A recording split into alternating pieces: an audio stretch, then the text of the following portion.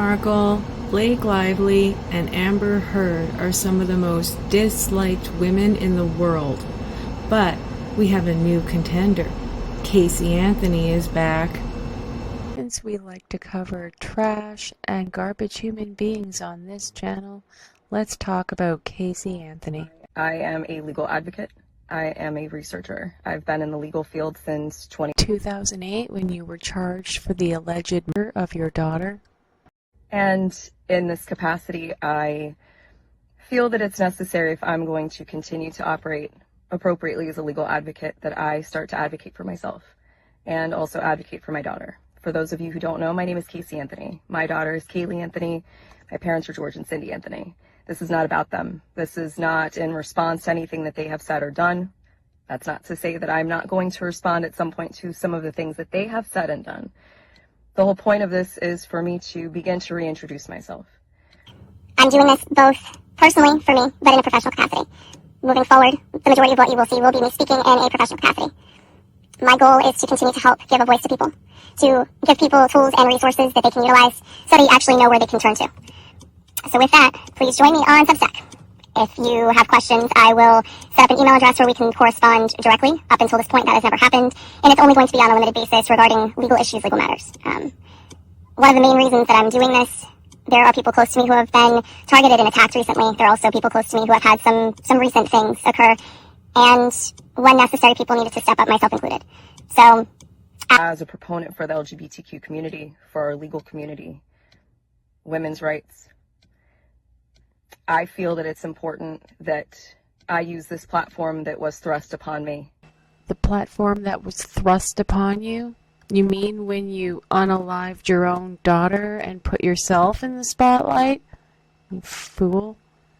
It looks like you're a few years late, by the way. The wrong administration is in charge right now for you to be leaning into this LGBTQ women's rights, leftist, diverse inclusion agenda. It's not going to work. You're a few years behind. That's all I'm going to say. And now look at it as a blessing as opposed to the curse. That it has been since 2008. With that, these aren't going to be perfect. They're not going to be edited. Most of the time, they're not going to be short. But I am proverbially standing in the light, embracing this piece, still going to keep my privacy intact, so you will get very comfortable with my car. And I will explain in great detail why it's so important for people to protect their privacy. It's not just important to public figures, it's even more important to private individuals. And with the current climate in our country especially, it's that much more important, which is why I am utilizing the Substack platform. Yes, I am advertising this and publishing this on TikTok, possibly also through other meta platforms, but my intention is to separate from that and showcase even more why Substack is such an important resource for people to utilize moving forward. Anyway, I appreciate your time, and Very matter of fact as well. She is reintroducing herself on TikTok, probably to a younger generation, probably hoping they don't know about her past. For those of you who may not know her past, let's get into it in 10 minutes or less. we'll see how it goes. So this bitch is back reintroducing herself to the world on TikTok as a legal advocate. And I guess she's gay now because she's got this Love Wins rainbow tattoo on her arm that she just ensures is visible at the end. So if anyone doesn't remember, when her daughter was quote-unquote missing for the entire month before they discovered her body, she was out partying at clubs and dancing, and she had a couple different boyfriends, and she was all over the place. I think she spent 10 days in jail, and that piece of shit lawyer of hers got her off. He didn't clear her as innocent. He just put doubt in the jury's mind that she committed it. And from what I understand, a lot of the jurors really regretted that decision. There was a lot of evidence. Her car smelled like decomposition. The little girl's remains were discovered in the forest by a gentleman a few months prior, but the police couldn't be bothered to actually get off their ass and go check Because time was of the essence, it was too late when they eventually did discover her remains to even determine the cause of death. Just a tragic miscarriage of justice. Nobody wanted to do their jobs except her lawyer. She had a fantastic piece of shit Johnny Cochran type of lawyer who got her off. He was able to put doubt in everyone's mind that she actually committed the crime.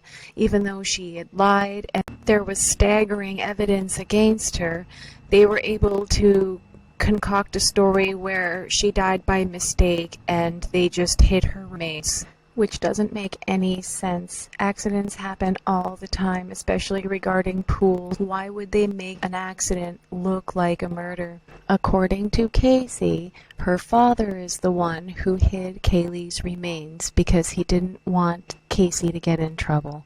And it looked really suspicious because he had tried to unalive himself and the police took him into custody after resuscitating him.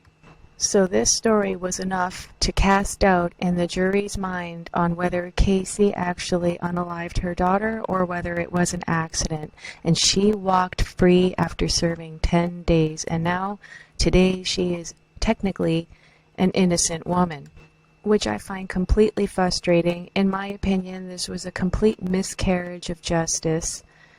I'm almost 90% sure that she's guilty because of the staggering evidence, the car, the lying.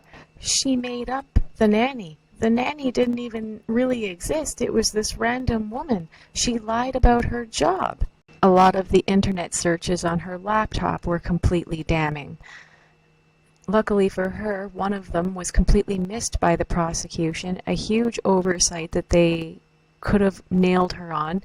The stories that she concocted, her lack of urgency or sadness or anxiety during that entire period. The fact that she was able to go out and party, they said that was how she processed her feelings because of the activities her father made her endure as a child, which, of course, he denied. You know, all of it is just sick and twisted, but now that she's back trying to reintroduce herself as a legal advocate, I think that's disgusting. And the fact that everyone in the world will come down on people like Meghan Markle, Blake Lively, or Amber Heard, this woman is a bigger piece of shit because of what she's done, and she's gotten away. What do you think about Casey Anthony? Do you think she's innocent and that it was an accident, or do you think she's guilty and had a OJ string of luck? I personally think this woman should be cancelled and she shouldn't have any airtime. She shouldn't have any successful following and she shouldn't be able to make any money or sponsors or clients. Even if she isn't guilty of unaliving her own child, she is clearly a pathological liar and a sociopath. I don't think she should be trusted whatsoever. Just my opinion. Thank you so much for tuning in for this special. I usually don't get into true crime, but I felt strongly on this. Thank you.